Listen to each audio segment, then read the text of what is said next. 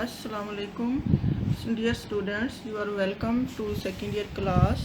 Today we will start the chapter number 15, topic homeostasis. The word homeostasis literally means same conditions. Homeostasis means the protection of internal environment from the harms of fluctuation in external environment. The word fluctuation means changes in the environment.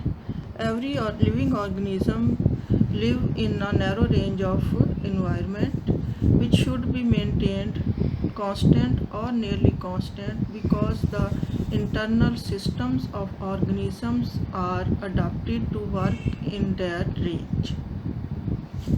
Therefore, it is necessary to keep the internal environment constant or nearly constant. Any change in this environment may be affected on the organism badly. Therefore, the environment should be kept constant. The factors of the external environment which can be changed are water, solutes, and temperature. Every living organism should have to maintain the concentration of water, solutes, and temperature at a specific level to regulate its body and for its survival.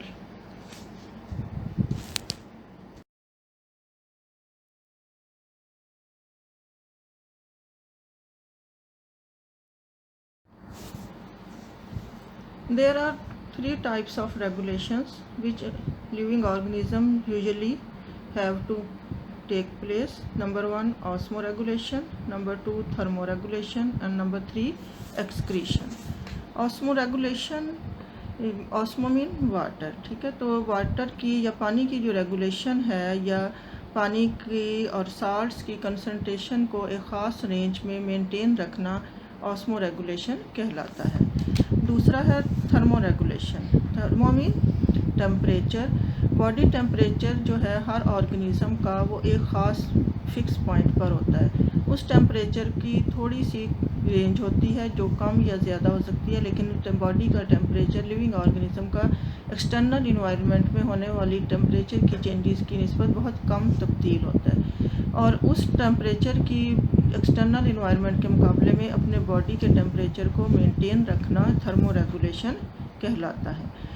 The enzymes जो हैं वो body के एक इस ख़ास temperature पर काम करने के लिए बनाए गए होते हैं। अगर बॉडी टेम्परेचर उस ख़ास रेंज से बहुत ज़्यादा हो जाए या बहुत कम हो जाए तो एंजाइम्स जो हैं वो अपना काम नहीं कर सकते और लिविंग ऑर्गेनिज्म के एक्सपायर होने का ख़तरा होता है। तीसरा जो रेगुलेशन है वो एक्सक्रीशन कहलाती है और एक्सक्रीशन जो है वो मेनली नाइट्रोजिनस वेस्ट के बॉडी से रिमूव करने से रिलेट करती है। आगे है होम्योस्टेसिस का रोल एवोल्यूशन में। एवोल्यूशन जो है उसके प्रोसेस में भी होम्योस्टेसिस का बहुत इम्पॉर्टेंट रोल है। जैसे जैसे इन्वायरमेंट चेंज होती है उसी तरह से होम्योस्टेसिस प्रोसेस भी चेंज होते जाते हैं और एवोल्यूशन के ज़रिए ऑर्गेनिज्म नए माहौल के मुताबिक अपने अंदर अडाप्टेशन पैदा कर लेते हैं। ठीक हो गया। होम्योस्टेसिस के मैकेनिज़्म को परफॉर्म करने के लिए हर लिविंग ऑर्गेनिज्म के अंदर एक कंट्रोल सिस्टम होता है जिसके 3 पार्ट्स होते हैं। नंबर 1, रिसेप्टर्स जो कि एक्सटर्नल स्टिमुलस को डिटेक्ट करते हैं और उसको दूसरे कंट्रोल सेंटर को भेज देते हैं। कंट्रोल सेंटर उस स्टिमुलस के मुताबिक प्रोसेस करता है और तीसरे पार्ट जो कि फैक्टर्स होते हैं उनको मैसेज भेजता है जो उसके मुताबिक अपना एक्शन शो करते हैं और जो एक्सटर्नल चेंजेस होती हैं उसके मुताबिक बॉडी के अंदर फंक्शंस करते हैं और उसके मुताबिक बॉडी के इंटरनल कंडीशंस को मेंटेन करते हैं। अब कंट्रोल सिस्टम जो है वो 2 तरह के होते हैं, फिज़िकल कंट्रोल सिस्टम और living control system.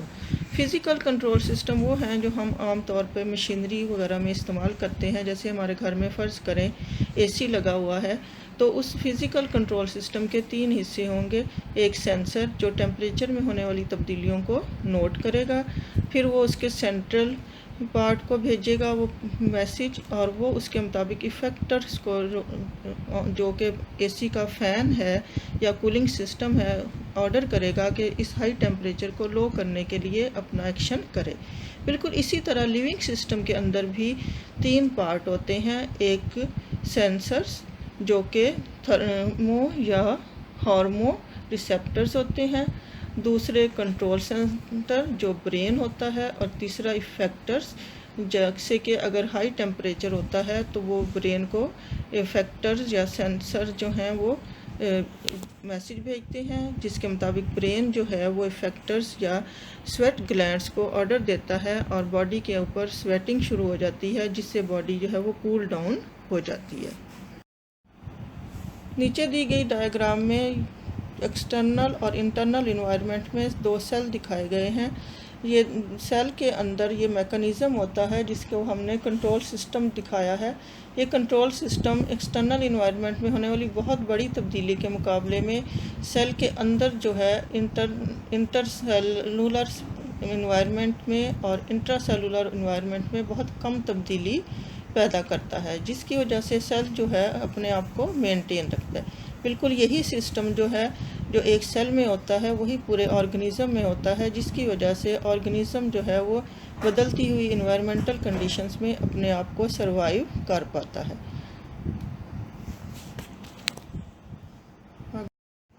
Feedback mechanism एक ऐसा प्रोसेस है जिसमें एक ख़ास टाइम के बाद एक रिएक्शन के जो प्रोडक्ट्स होते हैं वो रिएक्शन के रेट को इफ़ेक्ट करना शुरू कर देते हैं। मिसाल के तौर पर हमने टेम्परेचर की मिसाल लेते हैं कि जब हाई टेम्परेचर होता है तो ब्रेन स्वेट ग्लैंड्स को ऑर्डर करता है और स्वेटिंग शुरू हो जाती है, जिसके नतीजे में बॉडी कूल डाउन होना शुरू हो जाती है। जब बॉडी कूल डाउन होकर अपने नॉर्मल टेम्परेचर पर आ जाती है तो फिर वो सेंसर्स जो हैं वो ब्रेन को ऑर्डर देते हैं कि अब टेम्परेचर कूल डाउन हो गया है और स्वेटिंग जो है वो ख़त्म हो जाती है। तो फीडबैक मैकेनिज़्म भी ऑस्मो रेगुलेशन और होम्योस्टेसिस में एक ख़ास रोल प्ले करता है।